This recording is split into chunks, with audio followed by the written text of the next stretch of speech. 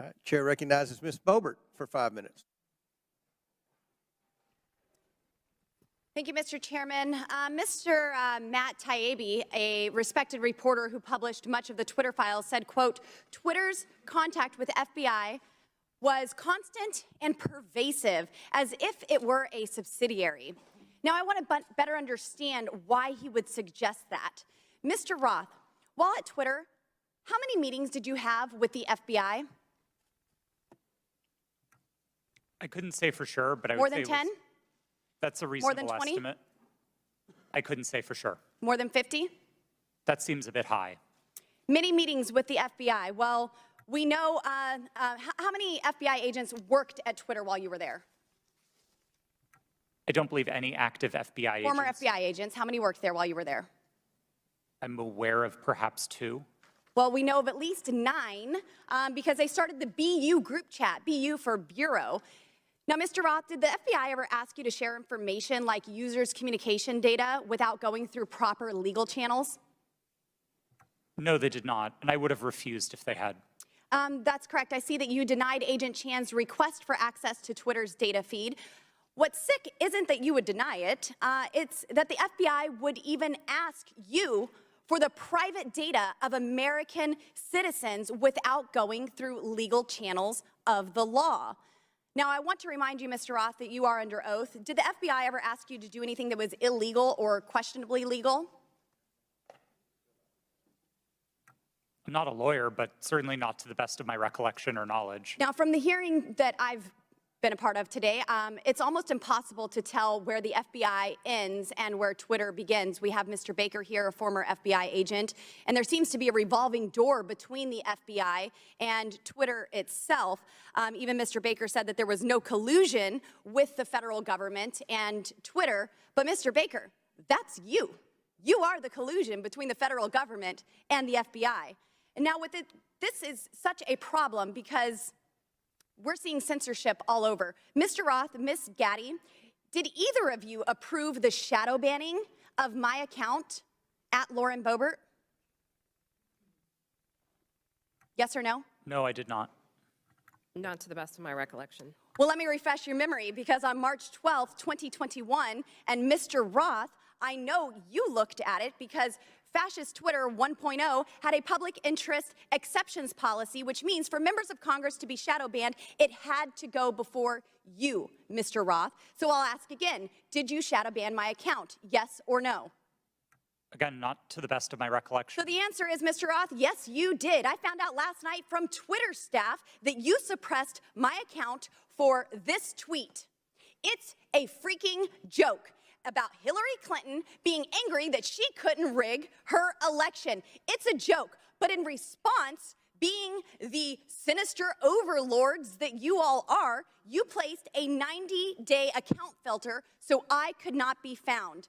And now we see here that Twitter staff said the visibility filter on my account excluded me from top searches, prevented notifications for non-followers, and much more. This is considered an aggressive visibility filter. You silenced members of Congress from communicating with their constituents. You silenced me from communicating with the American people over a freaking joke. Now, who the hell do you think that you are? Election interference?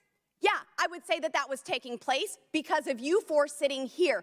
The Hunter Biden laptop story was suppressed. A sitting member of Congress was suppressed. A sitting president was banned from Twitter. You know, I bet that Putin is sitting in the Kremlin wishing he had as much election interference as you four here today. We've heard about threats to democracy. Well, what about shutting down a duly elected member of Congress? This is fundamental to our nation's governance, and you all attacked that very foundation. 230 protections? Well, those are for publishers, not for editors. And it's clear you were not acting as publishers, you were acting as editors. And Mr. Chairman, I think it's far past time that we remove 230 protections for big tech platforms who are abusing this protection. And let me just say, I'm not angry for myself. I'm not angry because I was silenced. I can reach out to Elon and to his staff, and I can see what's happened. And I can sit here today and hold you all in account. I am angry for the millions of Americans who were silenced because of your decisions, because of your actions, because of your collusion with the federal government. They can't reach out to Elon. They can't sit here today and hold you into account. We don't know where the FBI ends and Twitter begins.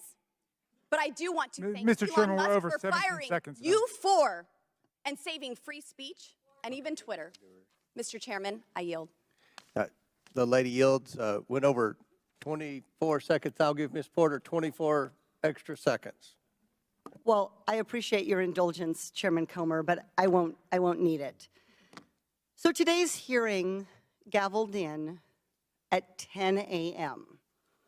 For nearly 6 hours. Power outage. We have been going back and forth about this supposed suppression of a single news story from a single outlet for a single day.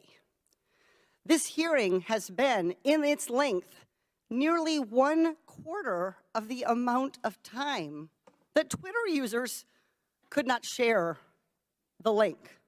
We are spending almost as much time screaming about this as this was ever a problem.